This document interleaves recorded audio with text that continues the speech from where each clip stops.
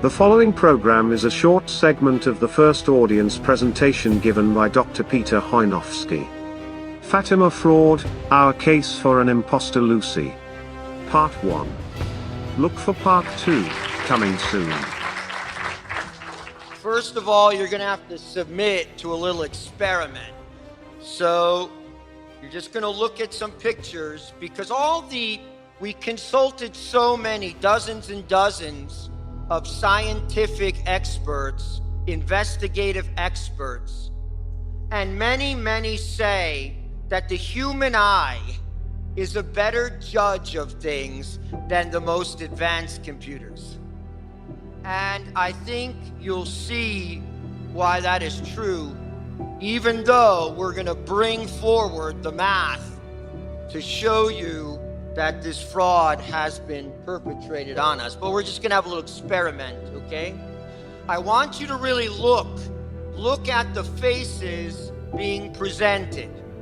Look at the mouth, look at the chin, look at the eyebrows, look at the phylum. You know what the phylum is? It's the little part between the nose and the lips. Everything matters in this regard. So look at all the aspects of the faces that I present to you, and then I want you to react. When there's something wrong, I want you to raise your hand, okay?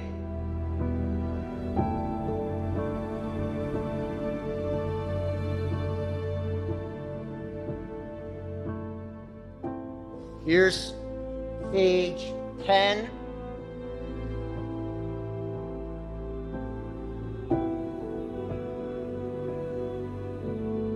The famous picture of the three children of Fátima.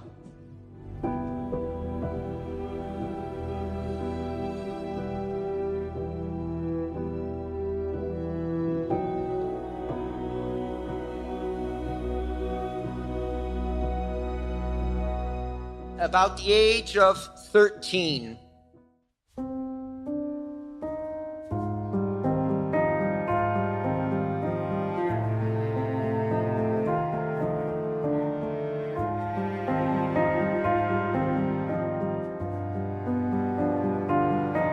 As you can see, a very strong figure, a very strong face, a face that has already known adversity. There's a certain aura about it. When entering the Dorothean nuns,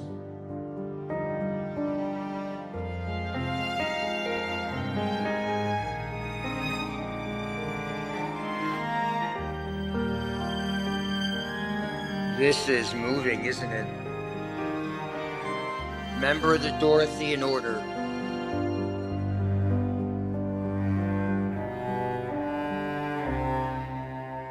One of the few profiles that we have of Sister Lucy. She's a Dorothean nun, and you can see her profile. Notice the chin, the lips, the forehead.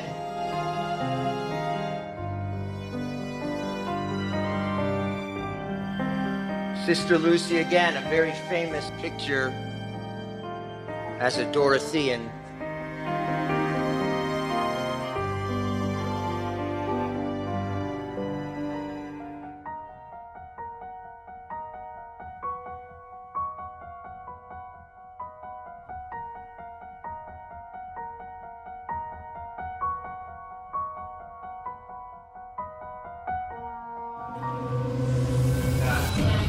Wait, what? No way. Wait a minute. I meant I spent all that money on something that's obvious. Wait. Check it out again.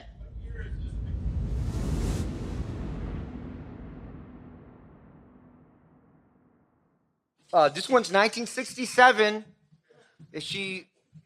We have no pictures of her from the early 50s until this is 1967, May 13th, when she met with Paul VI at Fátima. Okay? Now go back. Now I'm going to give you the dates. This is 1947. Dorothy, and this is 1967 Carmelite. Just my own interest. Are we dealing with the same person? Who says yes? Who says no? No.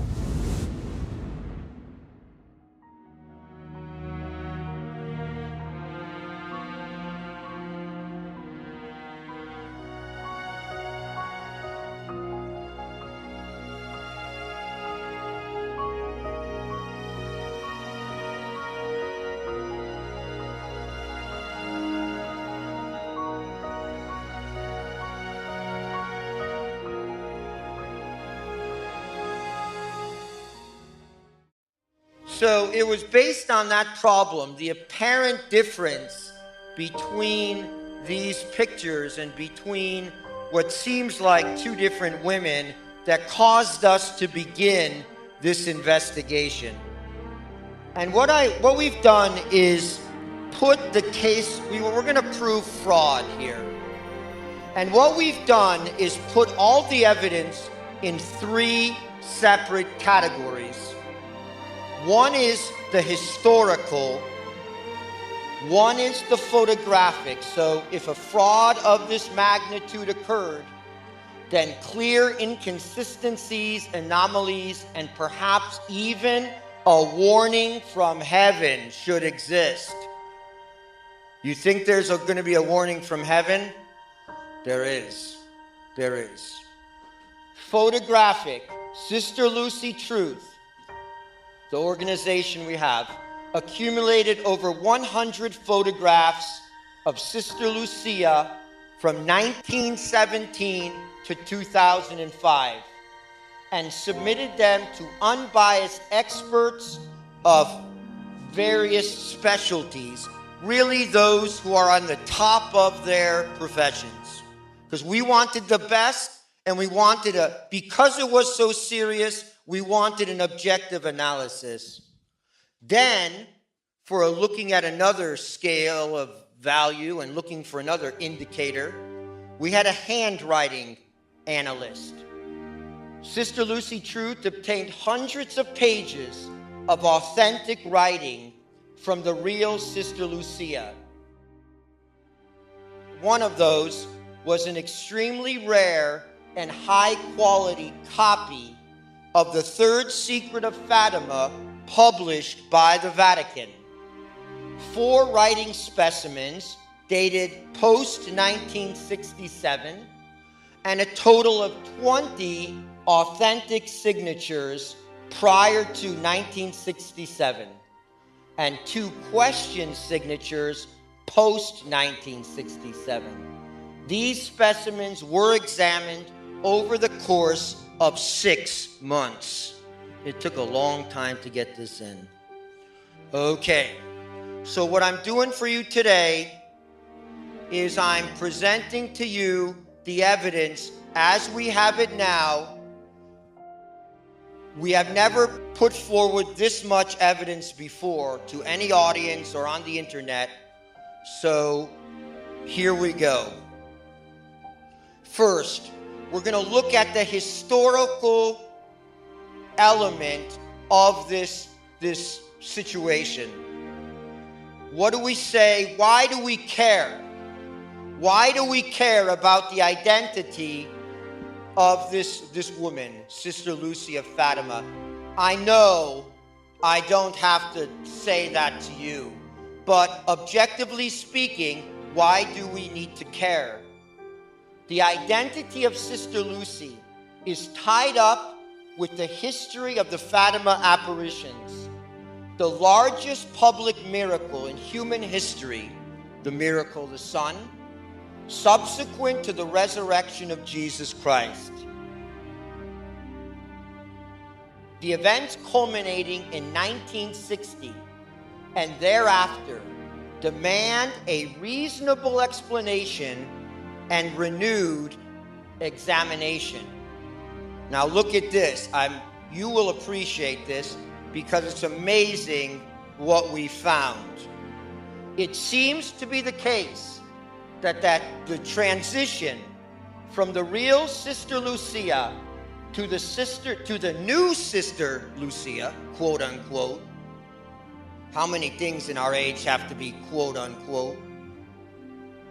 Exactly parallels the transition from the traditional Catholic faith to the new faith of post-Vatican II.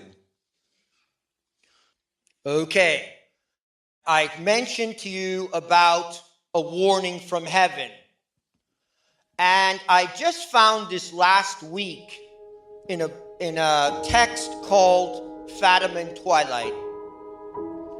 It mentions the fact that on her deathbed, so remember Jacinta, Francisco had already died in 1919 from the Spanish flu. Now Jacinta is going to come down with it, and she is going to die the next year, 1920. Before she dies, she has a message. Our Lady appears to her when she is on her deathbed, and she conveys to Jacinta a message. Jacinta's going to convey that message to Lucia. The message was a warning of the grave dangers that threatened Lucy, both at that time and in the future.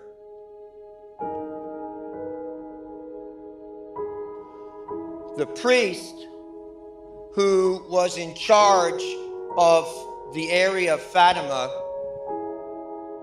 he heard this from Jacinta. He immediately tried to get both seers out of Fatima. Of course, Jacinta was ill. He took Lucia to Lisbon to protect her life. He was going to put her in a school in Lisbon. He was going to have her have a new identity, a new name. And she was never to speak about Fatima. Well, the government of Portugal, the Masonic government of Portugal, found out where Lucia was. So they had to take her again and go back to Fatima. But she was always under threat. In 1921,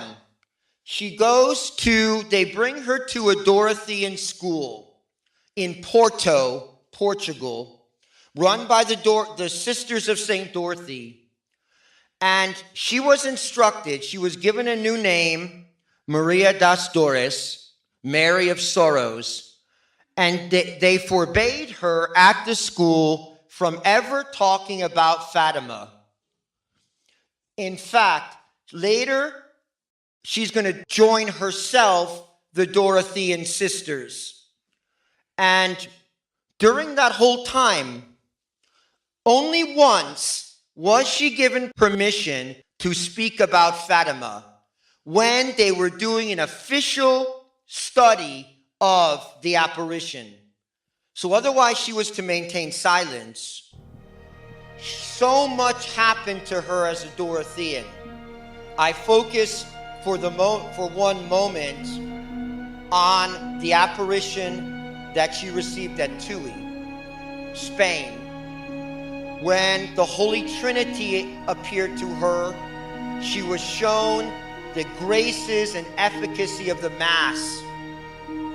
And she was also shown Our Lady, who held her Immaculate Heart in her hand at the foot of the cross. It was during this apparition that Our Lady came, as she promised, on July 13th, 1917. Our Lady came to her and asked for the consecration of Russia to her Immaculate Heart. So many things happened to Sister Lucy dos Santos of Fatima when she was a Dorothean nun, and you see her habit there. Okay, Lucia does return to Fatima in 1946, and within a few months, she indicates her long-held desire to become a Carmelite. She's going to leave the Dorothean order after over 20 years, and she's going to need permission to go to the Carmelites. Well, strangely enough, that's just the facts. The request is approved by the intervention of Monsignor Giovanni Battista Montini. He signs off on the papers for this transfer. She would go to the Carmel at Coimbra in Portugal. Of course, during this time, there was all talk about this third secret coming out before 1960. Everyone was talking about the Cardinal from Portugal, Cardinal Ottaviani. Everyone was looking to that date, 1960. Now, look at this date, December 26, 1957. In this, you have what I believe is the last interview with the real Sister Lucy. It's an interview given to Father Fuentes, who is there as postulator for the cause of the beatification of Jacinta and Francisco. All right? Then look at that. After this interview, Sister Lucy was not allowed to be interviewed anymore for the next several decades. The interview was not published, so she gave the interview, he left, and he went back to Mexico. He was Mexican. The interview was not published until May 1958. But then he gave a conference. Father Fuentes gave a conference in 1958. And first of all, he described the Sister Lucy that he met a few months before. Look what he says. He said, described Sister Lucy's appearance as very sad, pale, and drawn. Now that's the way she appeared. What did she tell Father Fuentes? She told him the chastisement from heaven is imminent. This is December 26, 1957. The chastisement from heaven is imminent. The year 1960 is on us. And then what will happen? It will be very sad for everyone and far from a happy thing if the world does not pray and do penance before then. All right, who thinks that sounds like Sister Lucy? Seems like it sounds like Sister Lucy, the one that we know. So it sounds like Sister Lucy. He has a reason to be there. It sounds like Sister Lucy. Seems like Sister Lucy. But then seems like strange things go on. The interview's published in 1958. Then, in 1959, the Diocese of Coimbra, on July 2nd, 1959, released a disconcerting note publicly disavowing Father Fuentes, along with the following words of correction supposedly coming from Sister Lucy about Father Fuentes. This is what she's supposed to say. I know nothing and could therefore say nothing about such punishments, which are falsely attributed to me. This note, issued by the diocese, ends with the following line. The note closes with these words: Sister Lucy has nothing more to say on Fatima.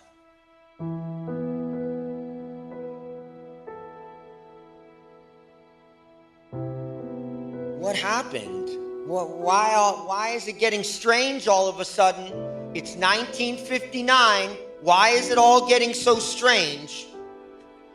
Here are the events that happened 1958 to 1959 and then into the 60s. I'm just going to run through them because I think they matter. This is a transitional year. So, and what happens in the church is going to affect Sister Lucy and what happens to her, surely. Number one, October 9th, 1958, Pope Pius XII dies. On October 26, 1958, in the conclave, on that day there were 2 releases of smoke. In the first release, when they're burning the ballots after 2 ballots, there was, at the conclave, of course, white smoke initially went up the pipe, but then black smoke gushed out. Then, in the evening, the second burning of the ballots on this day, white smoke emerges and it enlivens the crowd, and it indicates to the Vatican radio and the announcers that a pope has been chosen. For 5 minutes, white smoke went up the chimney from the Sistine Chapel. Well, as we know, nobody came out on the balcony that day. They're supposed to come out after 20 minutes. Nobody comes out. What happens? Then, later in the evening, they announced there was a mistake. October 27th, 1958, a penumbral lunar eclipse appeared over Rome from 5:13 p.m. to 6:36. If you think back to Our Lady of La Salette, the church will be in eclipse. Maybe it's just odd. Then, on October 28, 1958, Angelo Roncalli appears on the balcony as John the 23rd. This concerns us, this critical move, and we're going to follow up on it because we want to know what happened in that conclave of 1958.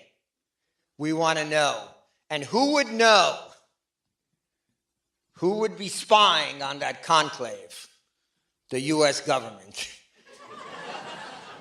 No, it's true. It's true. So we want to get the declassified documents concerning that conclave. What happened? Because clearly it was the turning point for Sister Lucy, as we will see.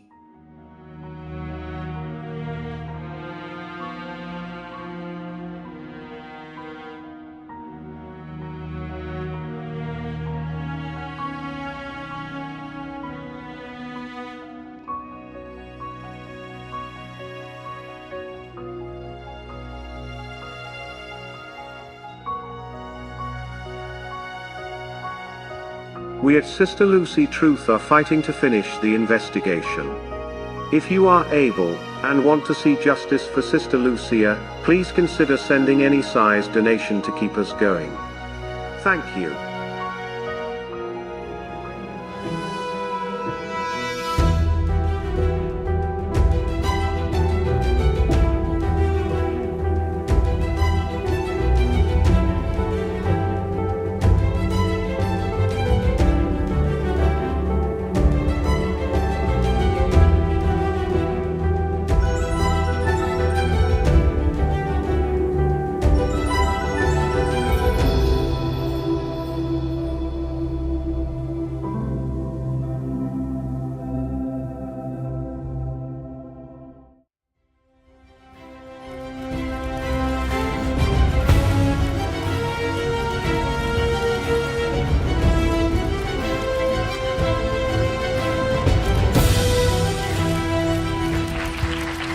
So we want to get the declassified documents concerning that conclave. What happened?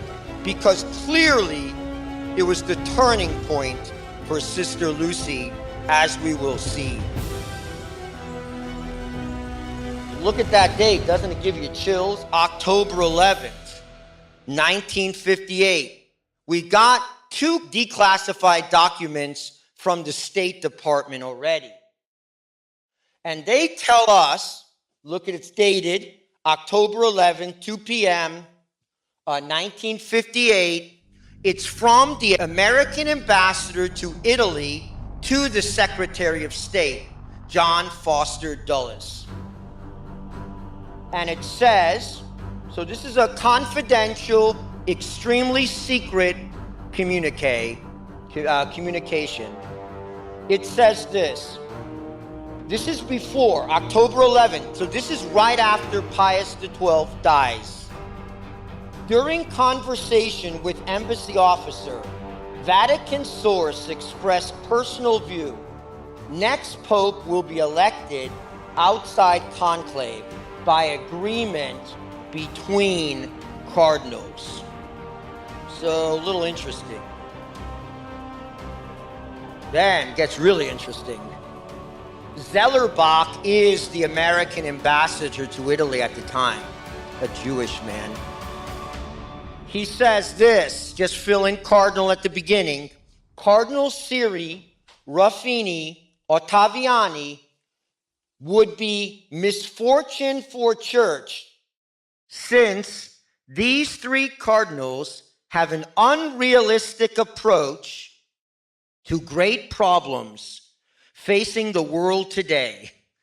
Source said election of any one of these 3 could depend on the influence of American cardinals, and volunteered suggestion U.S. authorities would do well to exercise discreetly their own influence on certain American cardinals.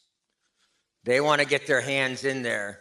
Because who are these guys? These are the traditionalists, electors. Siri, Ruffini, Ottaviani.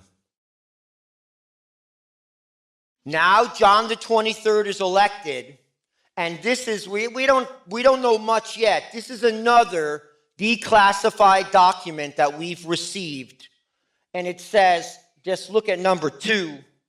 I have noted with some humor that this is after John the 23rd is elected and the ambassador's writing to the Secretary of State. I have noted with some humor that the new pope is captioned in the various magazine articles about papal candidates as non-political. I have never met a more politically aware individual. While more than 10 years of service as a papal legate and nuncio seem to me rather political. So he's talking about John the 23rd. And then John the 23rd is elected, and look what happens. Think about what's happening to Sister Lucy. Already her message is getting changed. January 25th, 1959, John the 23rd calls for the Second Vatican Council as one of his first acts. February 1960, the Portuguese news agency in Rome released a statement. And I know my mother told me about this, right? You remember, okay.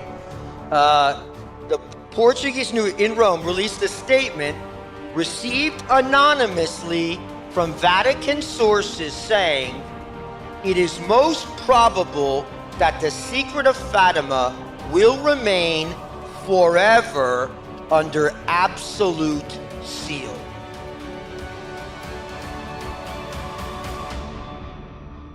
Remember, the secret was supposed to be revealed by 1960. And you ask yourself this, would Sister Lucy, if she had this mandate from Our Lady, would she allow this? October 11th, look at that day. October 11th, 1962, 57 years ago to the day.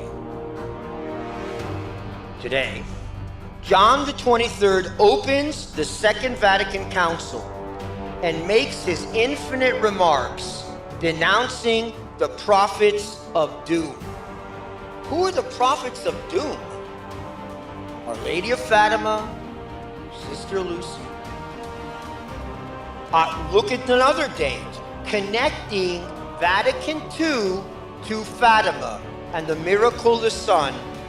October 13th, 1962, marked the first initial working session of the council, wherein members of the top 10 conciliar commissions were elected. So Vatican II actually begins on October 13th, 1962. Okay, let's summarize what we've come to historically speaking. Sister Lucy, not publicly seen again. Okay, so that was 1957. She gave that interview. Sister Lucy was not publicly seen again until May 13th, 1967, on the 50th anniversary of Fatima with Paul VI. Strikingly, in her 1967 appearance before the world, Sister Lucy, look at quotes, now we're going to put in the little quotes. Sister Lucy appeared jovial and in good health, even gesturing to the crowd, cheering crowd, as if prodding them for more adulation. You wait and see the picture. So that happens 1967. Look what happens 1968. All these years, one after another. Paul VI changed the rite of consecration and ordination, promulgates the new Mass. Now look at this. We have this letter. We've analyzed this letter. December 27th, 1969. Sister Lucy writes a strongly worded letter demanding complete obedience to Paul VI. You think that's going to be authentic, huh? This is her raising the roof motion of, cheerleading, getting the crowd all riled up for Paul VI. Give me a break. I can't go back to the other one. Can you imagine? Then, the strange interview in 1992 and 1993. Just one thing about this interview. Both interviews were on October 11th. October 11th, 1992 and October 11th, 1993. It was with Carlos Evaristo. And it's videotaped. You can see it on the internet. You can see it on YouTube. What do you think she's going to say? Punishment is imminent. Do penance. Russia should be converted. Wrong. This is what she said in that interview. You can see her words saying it on tape. It was taped. The third secret, this is her. The third secret was not supposed to be revealed in 1960. The secret was meant only for the Pope and not the public. Russia did not need to be mentioned by name in the consecration. Heaven has accepted John Paul II's 1984 consecration. The Jews continue to be a chosen people of God. The triumph of the Immaculate Heart has already taken place. But it's an ongoing process, so it just doesn't seem like it. Okay, go. After you get off the hill, you pretty much see it's very ongoing, yeah. But It's on YouTube. You have to see it. She's at this mass for the beatification of Jacinta and Francisca. And this is her receiving communion from John Paul II, 2000. As soon as, first of all, she goes up, when he's giving her the host, she goes up to grab his hand, almost like she's used to receiving communion in the hand. And he has to sort of insert it in her mouth, strongly. And then, immediately after she gets communion, she starts kissing the hand of John Paul II. And then she asked her bodyguard if she could stay next to John Paul II on the altar while he was giving out communion. For the woman who received the Blessed Sacrament from an angel, who prostrated himself on the ground, in the same year, she had an interview with John Paul II that was taped. She held his hand for 2 hours during that interview. Summary of historical evidence. Warning from Our Lady that Lucia's life was in danger and would be in the future. A cascade of events bringing the late 1950s and the early 60s into sharp focus. Multiple sources announcing the third secret to be released in 1960. Powerful 1957 interview with Father Fuentes, and which was denied thereafter by the Diocese of Coimbra. Direct connection between Fatima and the first working session of Vatican II, and multiple inconsistencies in Sister Lucia's behavior and statements post-1967. Now, photographic evidence. Here we go. What we did, we have over 100 pictures of Sister Lucy from one time or another. We divided them up into 4 categories. The A category, which is Sister Lucy as a child. The B category, which is Sister Lucy in the 1920s, 1940s, early 50s. Excuse me, that's the B category. The C category is Sister Lucy on that one day, May 13th, in 1967, when she was in Fatima. So that's subject C. Then subject D is post-1981, when John Paul II went to see her. All right, those pictures after 1981. Who did we consult? We consulted 2 board-certified plastic surgeons. We consulted periodontists. We consulted with a criminal forensic sketch artist, and I'll talk about her in a moment. And then we have an ophthalmologist. That information is released here for the first time. Okay, so what's the evidence? Expert analysis of photographs. First one, the plastic surgeon, Dr. Julio Garcia, board certified in plastic surgery by the American Board of Plastic Surgeons, a member of the American Academy of Cosmetic Surgery, a member of the American Society of Aesthetic Plastic Surgery, chief of plastic surgery at both Humana Sunrise and Valley Hospitals. He also has an art degree from Northwestern University, and he's on the American Board of Anti-Aging. I wonder what that is. Okay, we bring you his conclusion. First, he saw all the pictures and he pointed out things to us that we didn't even see and we had to follow up on. He says this. He never heard of this case before. He just looking at the evidence.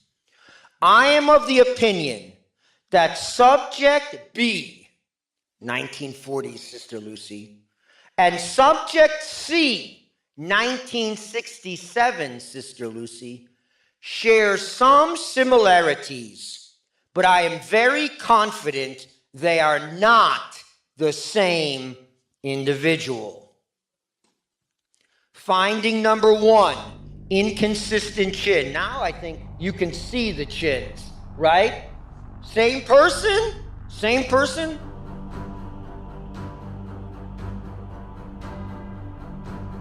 Come over here. Sit over here. You gotta see these chins. Every single specialist goes, the chin, the chin, the chin, the chin. And nobody thinks for some reason that Sister Lucy had a chin implant. Nobody. All right? It seems a lot, yeah. Finding inconsistent chins, visibly different chins, unexplainable except the individuals are different, or a chin implant. Subject C and D, that's 1967 and after, okay?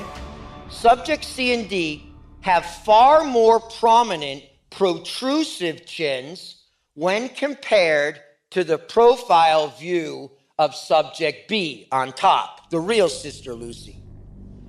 The difference cannot be explained by the aging process, nor can dental work account for the observed discrepancy. As we age, we lose fat and bone, making the appearance of the chin less prominent over time. The chin and jaw will not be altered in the manner apparent in the image and video with usual dental work. It would have to be a broken jaw bones or broken facial bones.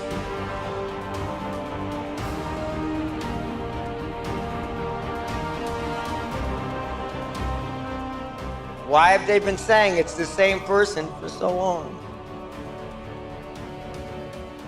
Here we go, side by side, profile view. These are the photos that the plastic surgeon picked out. Here we go again. Two Sister Lucy 2s on the bottom, and then the one Sister Lucy on the top. Now, okay, here we go. I bet you never thought about eyelid creases. Or I better put this down. Look what he says. This is quoting from his report to us.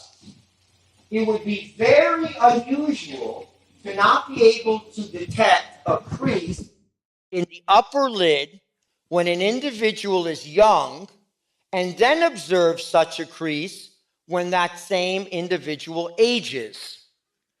However, in images from the 1940s, it is nearly impossible to detect any crease in the upper eyelid. Yet, in the post-1967 photos, the upper lid crease is observable in nearly every photograph. Here we go again. You see up there is the first one. Sister Lucy 2 is on the bottom. This is 1967 over there, and this is 1999 over here. You see? Here we go again. This is, you got to really look.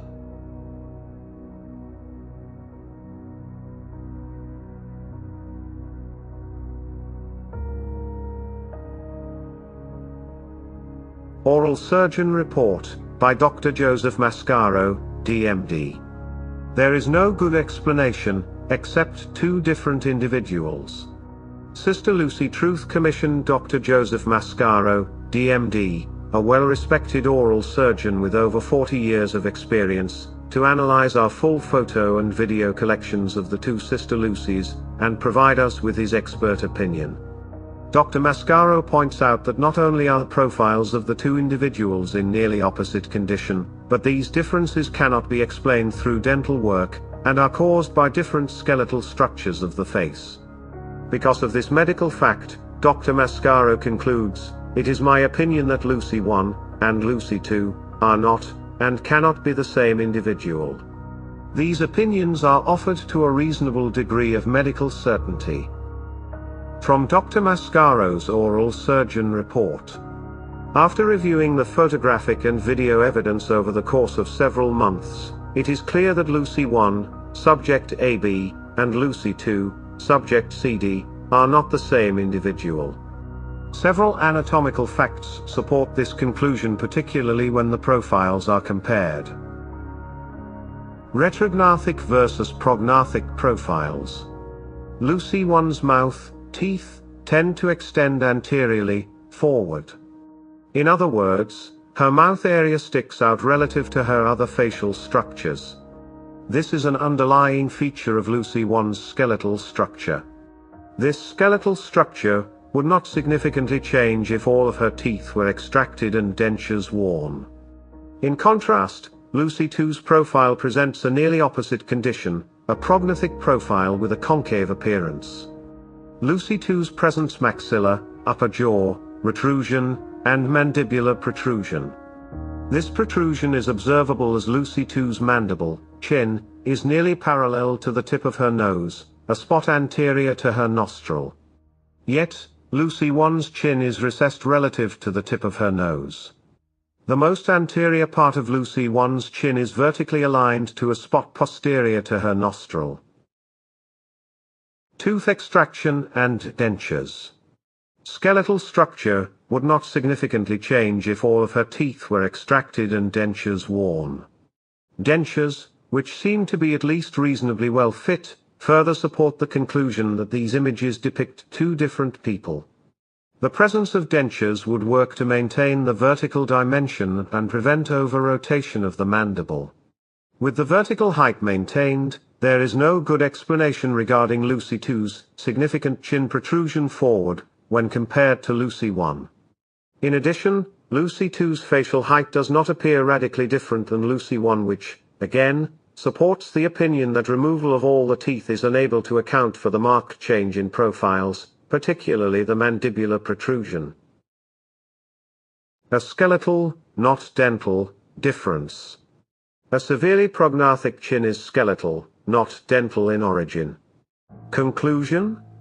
During the course of my career, I have performed hundreds of jaw osteotomies, precisely planned fractures of the jaw to reposition the bones, and extracted thousands of teeth. I am familiar with expected changes to an individual's face as a result of tooth extraction and placement of dentures. It is my opinion that Lucy 1 and Lucy 2 are not, and cannot be the same individual. These opinions are offered to a reasonable degree of medical certainty. Okay, plastic surgeon's report. Finding number 3, different eyebrow distances. Some of you noticed this already. The distance between the eyebrow and eye should shorten with age, not lengthen. So this is the 1940s Sister Lucy over there, and this is the 1967 Sister Lucy, 20 years later. In Sister Lucy 2, the distance is longer. Mathematical measuring of the faces establishes ratios that show Sister Lucy 1 has a substantially shorter distance between the bottom of the brow to the upper eyelash, when compared to Lucy 2. Okay, and the mathematical measurements that we're giving you has never before been published by us, so you hear it for the first time. So you see, it gets bigger when it's supposed to get smaller. How can this be? Okay, these are the different ratios. And when it goes beyond the realm of normal standard deviation, it goes yellow and red. So here's the original Sister Lucy, and there's the statistics, the numberings for the new Sister Lucy. And you see the standard deviations way above the mean or below.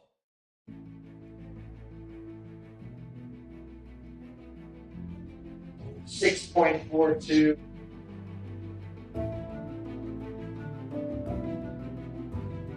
6.04, 4.5, 9.98, 5.84, 5.166, 4.5, 7.8, 5.8. This is mathematics. It's not feeling, it's not theology, it's mathematics, which has implications for everything. Okay, he continues. The width of the nose of subject C and D appears wide relative to the mouth when compared to the nose and mouth of subject B. Okay, you see the wide nose of Sister Lucy 2. Mathematical measuring of the faces establishes ratios that show Sister Lucy 1 has a more narrow nose than Sister Lucy 2. When calculating the ratio of the width of the nose relative to the mouth and the interpupillary distance, width of nose is unaffected by aging or maturity. So the width of the nose doesn't change with aging or maturity. So therefore, why the mathematical differences? And here's the statistics. You can see all the red and the orange and the beyond the standard deviation. Okay, photographic anomalies. So you'll love this one. This is what Dr. Garcia pointed out to us. And we started looking into it and doing research. An unexpected insight during Dr. Garcia's analysis concerned a photograph. I'll show you it in a moment. At least one of the images appears to have been tampered with or otherwise altered. Specifically, subject C, exhibit 6, presents an image of subject C, that's the 1967 Lucy, that is incompatible with the lighting present in the remainder of the image. This is what he said. This is the most famous picture from the 1967 meeting between Sister Lucy and Paul VI. This picture. And it was published on June 13th, 1967, 1 month after the event. Look in. Okay. This is perhaps the most widely published. Okay, good. That's the newspaper that it appeared in. That's the picture. Okay. That was the newspaper, the Voz de Fatima. That was the newspaper produced by the shrine at Fatima. Whoa, what happened to Sister Lucy? She isn't really there. This is the source photo. You see the man with the glasses?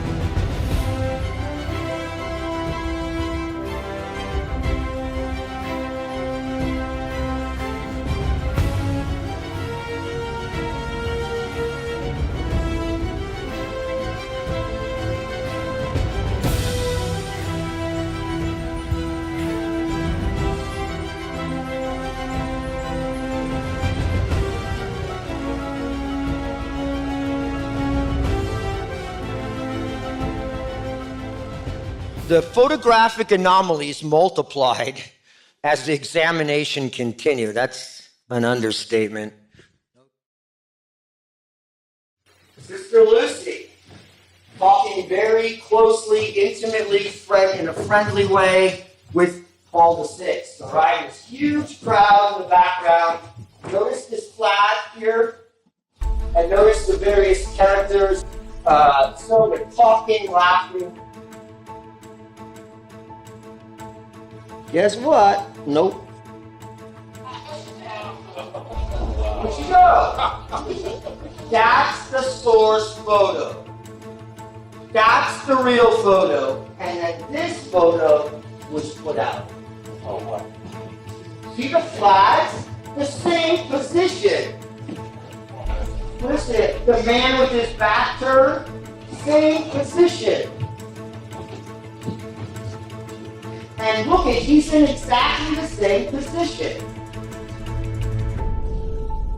She wasn't there. You know how long she spent with him? 3 minutes. On that day in 1967. 3 minutes. We got another one. Whoa. Perfectly normal, right? Look at the figures. What do you think about Sister Lucy? Remember that face? Remember that picture before? It's the same one. It's the same one that was on that book. It was the same one in the yearbook. Same one near the camera. You think that looks real? Well. Oh boy. Okay. Well, there's she in front of the camera again, and they manipulate the background a little bit, you see, but she has exactly the same expression on.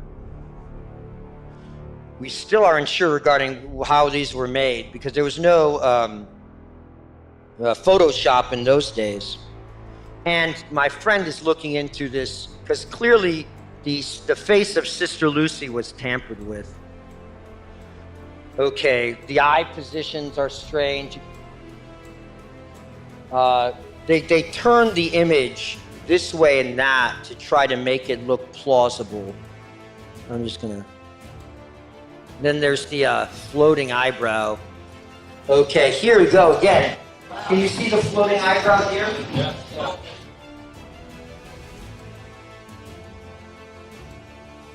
Notice, same picture. Okay, let's get to the same picture. Oh, there she is again.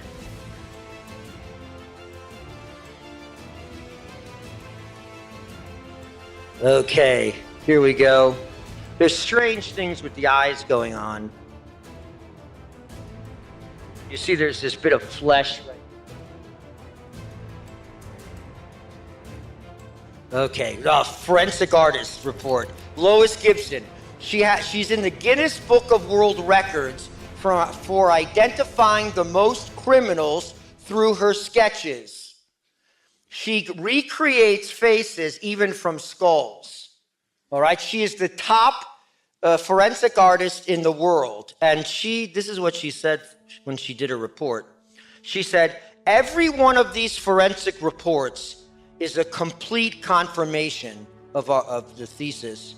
I could have done many more. Any one of the three is conclusive. So I sense this is totally convincing. Okay, Gibson says that the two Sister Lucys have completely different facial structures, and therefore it is impossible these are the same woman. And she goes through the comparisons.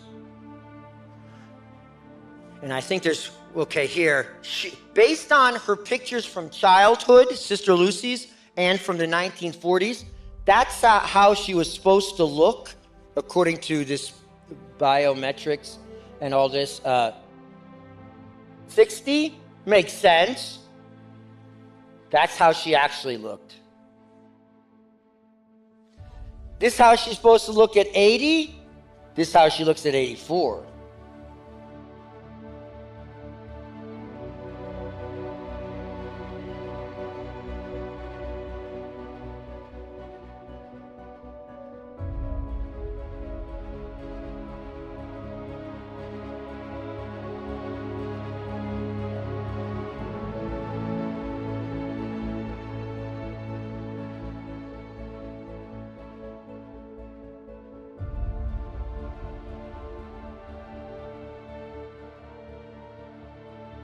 Then we have facial recognition reports. The conclusion of it all. This is from Michigan State University, the only university that has a forensic facial recognition lab. Subjects A and B are one individual. That's the child and the 1940 Sister Lucy. C and D are very likely also the same individual. B, the real Sister Lucy, is different from subject D, the elderly Sister Lucy. Okay. And this is, he identified another facial recognition report. He identified, this one identified the Boston Marathon bombers. And he says, facial analysis strongly suggests that subject B, the real Sister Lucy, and subject C are photographs from two different individuals. Different nose lengths, different philtrum length, different eyebrow shapes, different mouth shapes. And here are all the statistics. This is his facial recognizer. Some people forget faces as soon as they see them. Some people have an extraordinary ability to remember and identify and analyze faces. Well, this woman is ranked the #1 super recognizer in Australia. She's part of a whole cutting-edge research at the University of New South Wales. And she was ranked #1 in facial recognition. She's a super recognizer. Okay? And what did she say? And she sorted the pictures herself out. She concluded that the first two were the same person, child in 1940s, and the latter two displayed a different person.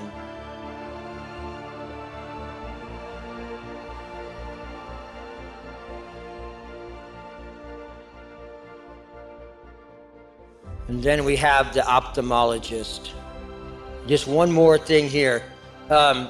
So we wanted an ophthalmologist to analyze our material. So he said, oh, okay, I have an international conference of 20 of the best ophthalmologists in the entire world coming here to New York. So I'm going to present it to them. So he presented the Sister Lucy problem to these world-class ophthalmologists. You know what strabismus is? Lazy eye, right? Lazy eye. It doesn't fix itself. Well, it ends up where the majority, the supermajority of strabismus experts said the pre-1967 Sister Lucy does have strabismus, lazy eye syndrome. You see, her right eye is deviated, her right eye. And then the other one, according to the supermajority of strabismus experts, the post-Sister Lucia does not have strabismus. And it doesn't get better with age. Okay? And medical treatments for this condition were not available during the relevant time frames applicable to Sister Lucia. Finally, handwriting evidence. Okay, we presented hundreds of pages of handwriting evidence to one of the best handwriting analysts in the world. And guess what he says? Not only the pictures, he didn't even look at the pictures, but he said all the letters, all the signatures post-1960 were forgeries. Based on the hundreds and hundreds of pages he had looked at from the 1920s, 1930s, and 1940s Sister Lucy. Okay, I want to point out, this is the third secret of Fatima. This is something I wasn't expecting to find. He says the secret released by the Vatican was authentic, probably in her handwriting, probably meaning there's more to it. This is just the vision. There's probably more to it. And that's a mystery that we're not just going to solve.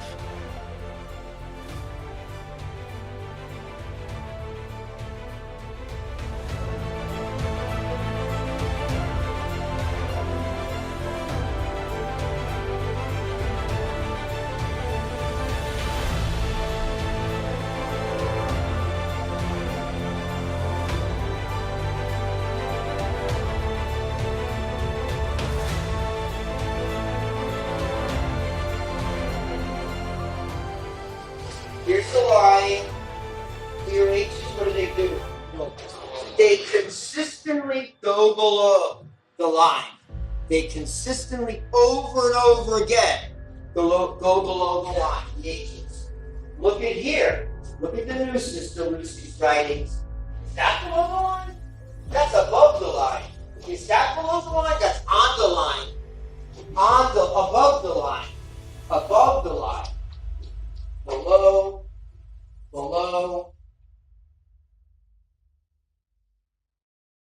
Okay, just the S's. Same S's.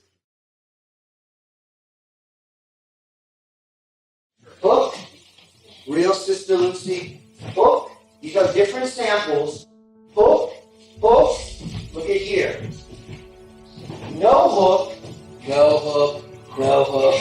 No hook. No hook. The letters from 1967, 1969, 1980 were all forgeries.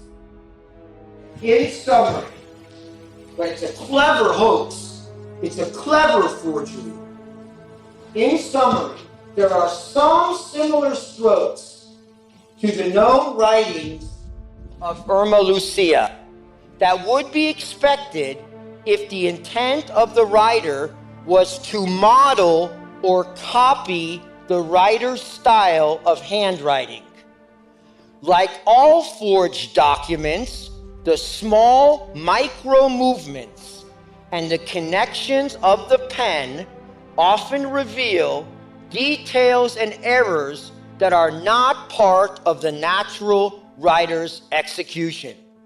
In this case, the differences are significant and point to a different writer than the known writer Irma Lucia. There's her signatures. Same. That's the early one, 1940s. That's 1967, 1969. You see the differences? The loops and all that. Okay, we'll conclude this. The post-1960 writings are definitely by a different hand. These are his conclusions. A significant, noticeable discrepancy arises in 1967 and every sample thereafter. Notice the 1969 letter, forgery, demands obedience to Paul VI. Timeline of discrepancy in handwriting matches perfectly with discrepancies in the historical and photographic evidence. What is the best explanation? Another person was posing as Sister Lucy. Sherlock. When you have eliminated all which is impossible, then whatever remains, however improbable, must be the truth. Okay, so this is what you can do. We're not finished. We're going after documents. We're going after some more reports. And we're going to go after the DNA. I'm not supposed to say that, but don't tell anyone. It's not going to be easy. Pray for us if you can contribute to our tax-deductible effort. Please do. Let's not let this sit. This is an abomination. Let's get justice for dear Sister Lucy, because we owe her that, the true messenger of God and Our Lady. Thank you so much for your attention.